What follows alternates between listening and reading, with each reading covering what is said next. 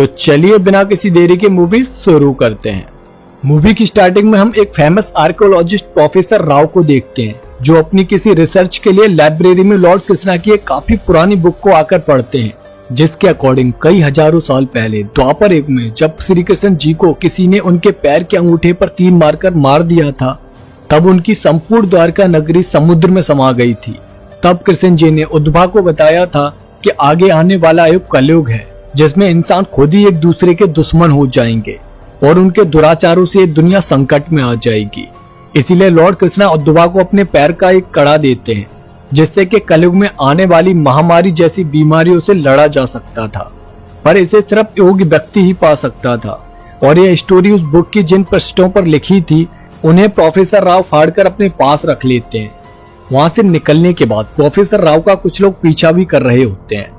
उसके बाद next scene में हम कार्तिकेय को देखते हैं, जो कि एक डॉक्टर होता है और उसके हॉस्पिटल के इक्विपमेंट स्टोर में स्नेक आ गया होता है, जिसे पकड़ने के लिए उसके दोस्त कार्तिकेय को बुलाते हैं। और कार्तिकेय बिना डरे उस स्नेक के पास आता है और उसके पास फ्लोर पर अपना हाथ रख देता है और वो स्नेक बड़े प्यार से उसके हाथ पर लिपट कर बाहर आ जाता है। और जब इस बारे में उसके फ्रेंड्स पूछते हैं कि उसने ऐसा कैसे कर लिया, तब कार्तिकेय बताता है कि उसने अपने हार्ट रेट, बीपी और पल्स को कंट्रोल में रखा और अपने हाथ को जमीन पर रखकर स्नेक को यकीन दिलाया कि उससे कोई खतरा नहीं है। कार्तिक हमेशा इस तरह के काम लॉजिकली करता रहता था, जिससे कुछ लोग तो उसे तांत्रिक ही समझने लगे थे, पर उसे ईश्वर पर भरोसा नहीं था। उधर प्रोफेसर राव इंडिया आते हैं, जहाँ पर एक लड़की डॉक्टर शांतनु को कॉल करके बताती है कि इस टाइम पर प्रोफेसर राव एविडेंस के साथ इंडिया आ चुके हैं। यानी उनके पास ऐसा कुछ था जिसके लिए डॉक्टर शांतनु कई वर्षों से इंतजार कर रहा था। उसके बाद नेक्स्ट सीन में एक पंडित जी टेम्पल से लॉर्ड कृष्णा के आभूषण को चुराकर जा रहे होते हैं। तभी उनके सामने एक डेंजरस आदमी आता है और उन्हें मारकर उस आभूषण को उनसे छीन लेता है और फिर उस आभूषण को ले जाकर अपने लॉर्ड कृष्णा की मूर्ति के पास रखकर कुछ अनुष्ठान करने लगता है। उसके साथ उसके जैसे कुछ और लोग भी होते हैं। उधर हॉस्पिटल में कार्तिकेय देखता है कि वहाँ के मेयर आईसीयू में हवन करा रहे होते हैं, जिससे उनका बेटा ठीक हो जाए। मगर कार्तिकेय वहाँ आकर उनसे ऐसा करने से मना करता है, क्योंकि उनके बेटे को ऑक्सीजन की कमी थी और वो ये हवन करके कार्बन मोनोऑक्साइड को वहाँ पर बढ़ा रहे थे। पर मेयर उसे वहाँ से जाने को कहते हैं और तब कार्तिकेय उन्हें स्लैप कर देता है, जिसकी वजह से उसे हॉस्पिटल से 2 वीक्स के लिए सस्पेंड कर दिया जाता है। दूसरी तरफ डॉक्टर शांतनु के लैब डॉक्टर बताते हैं कि इस दुनिया में एक बहुत ही खतरनाक वायरस फैलने वाला है, जिससे पूरी दुनिया महामारी की चपेट में आ जाएगी। यह जानकर डॉक्टर शांतनु कहते हैं कि उन्हें जल्द से जल्द इस वायरस के एंटीडोट को ढूंढना होगा, तभी वो दुनिया पर राज कर सकते हैं। और वो सिर्फ लॉर्ड कृष्णा के उस कड़े की वजह से ही पॉसिबल था, क्योंकि उसमें कुछ ऐसी चीजें इनक्रिप्टेड थी जिसकी वजह से इस महामारी की दवा तैयार की जा सकती थी। और इसीलिए ही प्रोफेसर राव भी दुनिया को बचाने के लिए इस कड़े की खोज में थे, जिसके लिए उन्हें सबसे पहले उस कड़े तक पहुंचने के लिए कुछ स्टेप्स और चीजों की जरूरत थी। और उसी सिलसिले में वो अपनी रिसर्च से इस खोज के पहले आधार तक पहुंच जाते हैं, जहां पर खुदाई करने पर उन्हें एक मेटल का मोर मिलता है। और मोर के मिलते ही उधर एक बैल रात को कार्तिकेय के घर उसकी तुलसी को तोड़ देता है, जिससे जब सुबह कार्तिकेय की माँ उठकर देखती हैं तो वो बहुत डर जाती हैं, क्योंकि ये सब अपशगुन था। और इसीलिए वो एक प्रीस्ट को अपने घर पर बुलाती हैं और वो प्रीस्ट उन्हें बताते हैं कि क्या उन्होंने कोई मन्नत मांगी थी जिसे उन्होंने अभी तक पूरा नहीं किया है। तब कार्तिकेय की माँ बताती है कि हाँ, उन्होंने कार्तिकेय के बहुत ज्यादा बीमार होने पर मन्नत मांगी थी, उसके ठीक होने की। इसीलिए प्रीस्ट उन्हें द्वारका जाकर लॉर्ड कृष्णा के दर्शन करने की सलाह देते हैं। इसके लिए पहले तो कार्तिकेय एग्री नहीं होता, पर उसकी माँ की जिद की वजह से उसे अपनी माँ के साथ द्वारका आना ही पड़ता है, क्योंकि उसका वहाँ पर आना विधि ने पहले ही लिख दिया था। और द्वारका आकर जब कार्तिक नदी में नहाने के बाद डुबकी लगाता है तो उसके हाथ में कहीं से मोर पंख आ जाता है, जो कि एक संकेत था लॉर्ड कृष्णा का, और वो उस मोर पंख को अपने पास रख लेता है। उधर डॉक्टर शांतनु से एक पर्सन बोलता है कि उन्हें इतने पुराने शास्त्रों पर यकीन क्यों है कि आने वाले टाइम में कोई महामारी आ जाएगी। तब वो उस पर्सन को मार देते हैं और कहते हैं कि जब कुछ साल पहले सूरत में प्लेग फैला था, तब इन शास्त्रों की हेल्प से ही हम लोगों ने उस प्लेग की वैक्सीन बनाई थी और लोगों को बचाया भी था। इसलिए आने वाली सारी प्रॉब्लम का हल भी इन्हीं शास्त्रों में ही कहीं छुपा हुआ है। और अब डॉक्टर शांतनु इस आने वाली नई महामारी की वैक्सीन बनाने के लिए उस कड़े को हासिल करना चाहते थे, ताकि वो इस वैक्सीन से बहुत सारे पैसे कमा सके। नेक्स्ट नाइट को प्रोफेसर राव इंजर्ड कंडीशन में कार्तिका के पास आते हैं। जब वो अपने घर के बाहर बैठा हुआ था, उन्हें कार्तिका का नाम पहले से ही पता था और वो उसे कुछ बताना चाहते थे, पर कार्तिकेय उन्हें बचाने के लिए ऑटो लेकर आता है, पर तब तक वहां से वो कहीं गायब हो चुके होते हैं। और जब वो इस बारे में अपने मामा को बताता है तो उसके मामा उससे कहते हैं कि यहाँ पर कुछ मन से लोग अपने आप मिसिंग होते जा रहे हैं, इसीलिए उसे संभल कर रहना होगा। और उसके बाद नेक्स्ट डे मामा कार्तिकेय को आकर बताते हैं कि उसकी माँ कहीं पर मिल नहीं रही है, इसीलिए वो बाहर निकलकर अपनी माँ को ढूंढने लगता है, जहाँ पर पुलिस उसे उठाकर पुलिस स्टेशन ले आती है और उसके पूछने पर भी उसे कुछ नहीं बताती है। दरअसल ये सब डॉक्टर शांतनु ही करा रहा था, क्योंकि सीसीटीवी से उसे पता चला था कि प्रोफेसर राव ने मरने से पहले कार्तिकेय को कुछ बताया था और वो लोग जानना चाहते थे कि प्रोफेसर राव ने उससे क्या कहा था, पर वो कहता है कि उन्होंने उससे कुछ नहीं कहा। तभी वहां पर मुक्ति नाम की एक लड़की आती है और कार्तिकेय को एक स्लिप देकर जाती है, जिस पर लिखा हुआ था कि वो खिड़की से कूद जाए, और कार्तिकेय ऐसा ही करता है। जैसे ही वो वहां से नीचे कूदता है, मुक्ति उसे वहां से निकाल कर ले जाती है और पुलिस उसे ढूंढती ही रहती है। मुक्ति उसे एक मंदिर के पास लेकर आती है, जहाँ पर वो बताती है कि वो प्रोफेसर राव की ग्रैंड डॉटर है, और वो भी कार्तिकेय से यही पूछती है कि क्या उसके दादाजी ने उससे कुछ कहा था। पर तभी वो डेंजरस पर्सन वहां पर आकर कार्तिकेय पर अटैक कर देता है, जिसने पंडित जी को मारकर लॉर्ड कृष्णा के आभूषण उनसे ले लिए थे। वो उनके पीछे ही पड़ जाता है और काफी देर भागते हुए अचानक से वो डेंजरस पर्सन लॉर्ड कृष्णा की मूर्ति देखकर रुक जाता है, और इसी का फायदा उठाकर कार्तिकेय और मुक्ति वहां से निकल जाते हैं और ये सारी बातें आकर अपने मामा को बताते हैं। तब मामा उसे एक बहुत बड़े पंडित जी के पास लेकर आते हैं और उनसे उस डेंजरस पर्सन के बारे में पूछते हैं। तब वो पंडित जी कार्तिकेय को बताते हैं कि उन्हें अबीर कहा जाता है, और जो कोई भी लॉर्ड कृष्णा के पास जाने की कोशिश करता है, वो लोग उसे ढूंढकर बहुत ही ब्रूटली तरीके से मार देते हैं। दरअसल द्वापर युग में अबीर लोग लॉर्ड कृष्णा के भक्तों से लूटपाट किया करते थे, पर इसके साथ ही अबीर लोग लॉर्ड कृष्णा से अपार भक्ति भी रखते थे, पर द्वारकावासी इन्हें पसंद नहीं करते थे, इसलिए इन लोगों को मंदिर और घरों में प्रवेश करने तक की अनुमति नहीं थी। और फिर लॉर्ड कृष्णा के अवतार अंत के बाद अबीर लोगों ने लॉर्ड कृष्णा की एक मूर्ति चुरा ली और उसे जंगल में ले जाकर वो लोग इसकी पूजा करने लगे, और इसीलिए द्वारकावासियों ने अबीर लोगों को लाठियों से बहुत मारा और वो लोग उनसे लॉर्ड कृष्णा की वो मूर्ति को छीन लाए। और इसकी वजह से उन अबीर के नायक ने एक शपथ ली कि कृष्ण पक्ष को छोड़कर अगर और किसी दिन किसी ने भी लॉर्ड कृष्णा के करीब जाने की कोशिश की तो वो लोग उसे मार देंगे। और ये सब सुनने के बाद भी कार्तिकेय अभी तक नहीं समझ पाया था कि उसे इस दुनिया को बचाने के लिए चुना क्यों गया है। इसीलिए कार्तिकेय मुक्ति से उसके दादाजी के बारे में और पूछता है। तब मुक्ति उसे अपने दादाजी की लास्ट रिकॉर्डिंग सुनाती है, जिसमें उन्होंने कहा था कि जब वो लास्ट टाइम मिले थे उन्हें वो मुलाकात अभी भी याद है। तभी कार्तिकेय को अपनी माँ की याद आती है, क्योंकि वो अभी तक नहीं मिली थी, इसलिए वो मामा को सत्संग में जाने को कहता है, क्योंकि जब उसकी माँ यहाँ पर आई थी तो उन्होंने सत्संग में जाने का जिक्र किया था, और जब मामा उस सत्संग में जाते हैं तो उन्हें वहां पर माँ मिल जाते हैं। इसलिए अब उनकी सेफ्टी के लिए कार्तिकेय उन्हें उसी सत्संग में ही रहने के लिए कहता है और खुद मुक्ति के साथ उस प्लेस पर जाता है जहाँ पर मुक्ति प्रोफेसर राव से आखिरी बार मिली थी।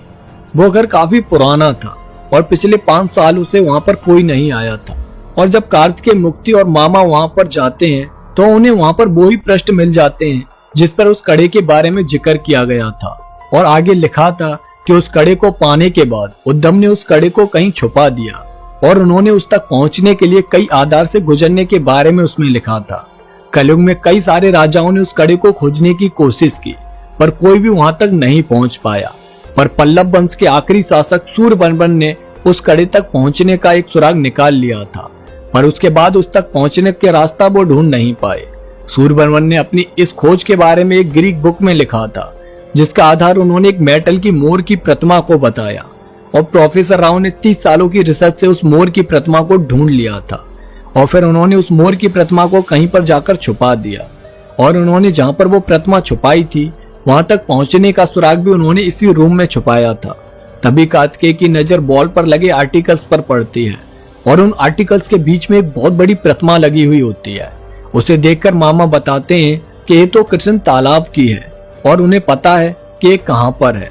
तभी हम देखते हैं कि जब प्रोफेसर राव ने डॉक्टर शांतनु को उस मोर की प्रतिमा के बारे में नहीं बताया तो उसने उन्हें मार दिया, और उधर कार्तिकेय उस कृष्ण तालाब में जाकर कूद गया।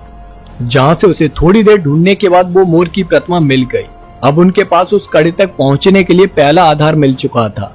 तभी वहाँ पर डॉक्टर शांतनु के लोग आ जाते हैं और वो उस प्रतिमा को लेने के लिए कार्तिकेय से फाइट करते हैं और कार्तिकेय उन सबको निपटा देता है। इन सब के बाद डॉक्टर शांतनु पुलिस से कहकर सारे सिटी में नाकाबंदी करा देते हैं। साथ ही न्यूज़पेपर में कार्तिकेय और मुक्ति की फोटो इनाम के साथ छपवा देते हैं। दूसरी तरफ कार्तिकेय एक ढाबे पर बैठा हुआ होता है, जहाँ पर जब वो उस मेटल के मोड़ पर गर्म पानी डालता है तो उसका कलर चेंज होकर गोल्डन हो जाता है और उसके बॉटम पर संस्कृत लैंग्वेज में कुछ पहेली लिखी हुई होती है, जिसे डिकोड करने पर उन्हें पता चलता है कि उन्हें अपना नेक्स्ट आधार मथुरा में गोवर्धन गिरी पर मिलेगा। और वो लोग मथुरा जाने के लिए एक सुलेमान नाम के पर्सन की गाड़ी में बैठ जाते हैं, जहाँ पुलिस से बचते बचाते वो लोग गोवर्धन गिरी पर्वत तक पहुंच जाते हैं। वो पर्वत बहुत बड़ा होता है, इसीलिए वो काफी देर तक उस पर ढूंढते रहते हैं, पर उन्हें कुछ भी नहीं मिलता। और जब वो वहां से नीचे आते हैं तो कुछ लोग उन्हें पकड़ लेते हैं, क्योंकि उन्होंने न्यूज़पेपर में लोगों के अगेंस्ट रखे इनाम को देख लिया था। वो लोग उन्हें एक रूम में बंद कर देते हैं, जहाँ पर एक लड़की अजीब तरह से आवाजें निकाल रही होती है। और थोड़ी देर बाद उस लड़की को एक तांत्रिक के पास लाया जाता है और वो तांत्रिक उसका भूत उतारने के लिए उसे कोड़ों से बुरी तरह मारने लगता है। तब ये सब देखकर कार्तिकेय उस तांत्रिक को मारता है और उस लड़की को छुड़ाता है। और उससे बात करने पर कार्तिकेय को पता चलता है कि कुछ टाइम पहले उसकी बेस्ट फ्रेंड ने उसके ही सामने सुसाइड कर लिया था, जिससे सदमे की वजह से वो लड़की डर गई थी और लोगों को लगा कि उस पर भूत है, पर अब वो बिल्कुल ठीक हो गई थी। इसीलिए उसका भाई कार्तिकेय का शुक्रिया अदा करता है और उनसे कहता है कि उसने उन्हें गोवर्धन गिरी पर्वत पर देखा था। पुराने लोगों का कहना है कि उन्हें उस पर्वत पर उत्तर की तरफ नहीं जाना चाहिए। यह सुनकर वो लोग नेक्स्ट डे उत्तर की तरफ ही जाकर देखते हैं तो उन्हें वहां पर एक गुफा मिलती है, जिसके द्वार पर उस मोर की प्रतिमा को लगाने पर उस गुफा का गेट ओपन हो जाता है। और उसके बाद वो अंदर जाकर देखते हैं कि बहुत अंधेरा है। तब कार्तिकेय ने वहां पर जोर जोर से कुछ मंत्र पढ़े, जिससे वहां पर रोशनी हो गई। यह उस गुफा की पुरानी टेक्नोलॉजी थी, क्योंकि उस जमाने में भी कई तरह की टेक्नोलॉजी हुआ करती थी। तभी उन्हें वहां पर एक टेलीस्कोप दिखाई देता है और वो उसे लेकर उस गुफा से वापस आ जाते हैं। ये टेलीस्कोप ही उनका दूसरा आधार था। पर जब कार्तिकेय सुबह उठा तो मुक्ति टेलीस्कोप लेकर कहीं गायब हो गई थी और फिर कुछ लोगों ने उन्हें पकड़कर रेगिस्तान के बीचों बीच में लाकर फंसा दिया, जहाँ कार्तिकेय को उल्टा लटका दिया गया और मामा को सुलेमान के साथ रेत के अंदर गर्दन तक दफना दिया गया। और ये सब डॉक्टर शांतनु ने ही करवाया था। तभी डॉक्टर शांतनु वहां पर आते हैं और कार्तिकेय से कहते हैं कि तुझे प्रकृति ने ही चुना है, तो वो उसे रेगिस्तान में इस प्रकृति के लिए ही छोड़कर जा रहे हैं। देखते हैं कि प्रकृति तुझे बचा पाएगी या नहीं। और उनके जाने की कुछ देर बाद ही वहां पर मुक्ति गाड़ी लेकर आ जाती है और उन सबको बचा लेती है। दरअसल मुक्ति अपने दादाजी के कुछ लोगों के पास हेल्प मांगने गई थी, जहाँ से उसे पता चला कि आगे उनकी हेल्प सिर्फ एक ही आदमी कर सकता है और उसका नाम है धन्वंतरी। इसीलिए वो लोग धन्वंतरी से मिलने उनके घर पर पहुंच जाते हैं, जहाँ वो देखते हैं कि धन्वंतरी देख नहीं सकते हैं, फिर भी उन्होंने कई सारे बुक्स को पढ़ रखा है, जहाँ वो बताते हैं कि हमारी संस्कृति और हिस्ट्री को बचाने के लिए एक सीक्रेट सोसाइटी बनाई गई थी। पर उस सोसाइटी में डॉक्टर शांतनु की वजह से सब लालच में घिर गए, पैसे कमाने के लिए, सिवाय प्रोफेसर राव के। इसलिए प्रोफेसर राव ने आने वाली महामारी से दुनिया को बचाने के लिए उस कड़ी तक पहुंचने का पहला आधार हासिल किया, पर वो कड़ी तक पहुंचने के लिए योग्य व्यक्ति नहीं थे और इसीलिए इस जर्नी के लिए उन्होंने कार्तिकेय को चुना। लॉर्ड कृष्णा ने कहा था कि समय आने पर इसे पाने वाला योग्य व्यक्ति इसे पा लेगा। और फिर धन्वंतरी लॉर्ड कृष्णा के बारे में बताते हैं, जो काफी रोमांचित होता है। वो कहते हैं कि लॉर्ड कृष्णा ने अर्जुन को धर्म की राह दिखाई, उनसे बड़ा गुरु कौन हो सकता है। उन्होंने समुद्र के बीच में द्वारका नगरी बसाई, उनसे बड़ा आर्किटेक्ट कौन हो सकता है। आंखों से मन की बात समझने वाला, उनसे बड़ा साइकोलॉजिस्ट कौन हो सकता है। बांसुरी बजाकर गाय और गोपियों को बांधने वाला, उनसे बड़ा म्यूजिशियन कौन हो सकता है। इतने फास्ट घूमने वाले सुदर्शन चक्र को कंट्रोल करने वाला, उनसे बड़ा काइनेटिक इंजीनियर कौन हो सकता है। अच्छी सेहत के बारे में बताने वाला, उनसे बड़ा डॉक्टर कौन हो सकता है। लॉर्ड कृष्णा सब कुछ थे। He was the everything in this universe. यह सब सुनकर अब कार्तिकेय का भी विश्वास लॉर्ड कृष्णा में बढ़ जाता है। उसके बाद वो उस टेलीस्कोप के बारे में बताते हैं कि उसे चंद्रशिला पर्वत पर जाकर नक्षत्रों को इस टेलीस्कोप से देखना होगा और तभी उसे आगे के रास्ते के बारे में पता चलेगा। पर इस बीच उसके रास्ते में बहुत रुकावटें आएंगी, पर उसे रुकना नहीं है। वहां से निकलने के बाद रास्ते में उन्हें पुलिस घेर लेती है, मगर कार्तिकेय अपनी गाड़ी को दूसरी साइड में नदी में कुदा देता है क्योंकि नदी पर बर्फ जमी हुई थी, इसलिए वो आसानी से उस पर गाड़ी चला पा रहा था। पर रास्ते में ही उनका डीजल खत्म हो जाता है और फिर उन्हें उस गाड़ी को छोड़कर साइड में एक पत्थर पर पहुंचना पड़ता है क्योंकि गाड़ी के रुकने के बाद बर्फ उसके बाहर से टूटने वाली थी। पर वहां पर डॉक्टर शांतनु के लोग आकर उन लोगों को गन पॉइंट पर ले लेते हैं और तभी अबीर आकर डॉक्टर शांतनु के लोगों का गला काट देता है और मामा को मारने की तरफ बढ़ता है क्योंकि उनके पास लॉर्ड कृष्णा की चीजें जो थी। पर तभी अचानक से अबीर रुक जाता है क्योंकि उस टाइम कृष्ण पक्ष लग गया था और अब 24 घंटे तक अबीर कोई भी हिंसा नहीं करने वाले थे। इसलिए वो लोग चंद्रशिला पर्वत तक पहुंच जाते हैं, पर ऊपर बहुत ज्यादा बर्फ गिर रही होती है। इसीलिए कार्तिकेय अकेले ही जाकर उस टेलीस्कोप से नक्षत्रों को देखता है, जिससे उसे आगे के रास्ते के बारे में पता चल जाता है और वो समुद्र के अंदर एक पैलेस में आता है जहाँ पर एक बड़ी सी लॉर्ड कृष्णा की मूर्ति लगी हुई थी, पर उनके हाथ में बांसुरी नहीं थी। तभी वहां पर अबीर आ जाते हैं और अब कृष्ण पक्ष भी खत्म हो चुका था, इसीलिए अबीर उन लोगों को मारने लगते हैं। पर तभी कार्तिकेय उनसे बचकर उस टेलीस्कोप और मोर की प्रतिमा को एक साथ मिलाता है और उसे ले जाकर लॉर्ड कृष्णा के हाथों में बांसुरी की जगह रख देता है, जिससे वो लॉर्ड कृष्णा की मूर्ति घूमने लगती है और नीचे एक गुफा का गेट ओपन हो जाता है जहाँ पर बहुत सारे स्नेक घूम रहे होते हैं और सामने ही वो कड़ा रखा हुआ होता है। और जैसे ही अबीर के लोग वहां पर जाने की कोशिश करते हैं तो वो स्नेक उन्हें मार देते हैं। पर कार्तिकेय बिना डर के अपनी हार्ट बीट और पल्स को मेंटेन करके उन स्नेक के बीच में पहुंच जाता है और बड़े प्यार से उस कड़े तक पहुंच जाता है जहाँ वो कड़ा एक स्नेक के बीचों बीच रखा हुआ था। पर कार्तिकेय हाथ जोड़कर उस कड़े को वहां से उठा लेता है और उसकी एक खोज पूरी हो जाती है। ये सब देखकर अबीर लोग अपने हथियार कार्तिकेय के सामने डालकर उसके सामने झुक जाते हैं। इस खोज की वजह से उसे अवार्ड से सम्मानित किया जाता है, पर इसकी वजह से डॉक्टर शांतनु को बहुत बुरा लगता है। पर इन द लास्ट अबीर डॉक्टर शांतनु को मार देते हैं क्योंकि वो लॉर्ड कृष्णा के करीब जाने की दोबारा से कोशिश कर रहा था और उधर कार्तिकेय की एक और नई खोज शुरू हो जाती है। और फिर इसी के साथ इस मूवी की भी एंडिंग हो जाती है। इसका नेक्स्ट पार्ट भी जरूर आएगा। तो दोस्तों, आपको ये मूवी कैसी लगी कमेंट करके जरूर बताना। साथ ही चैनल को सब्सक्राइब करके वीडियो को लाइक भी कर देना।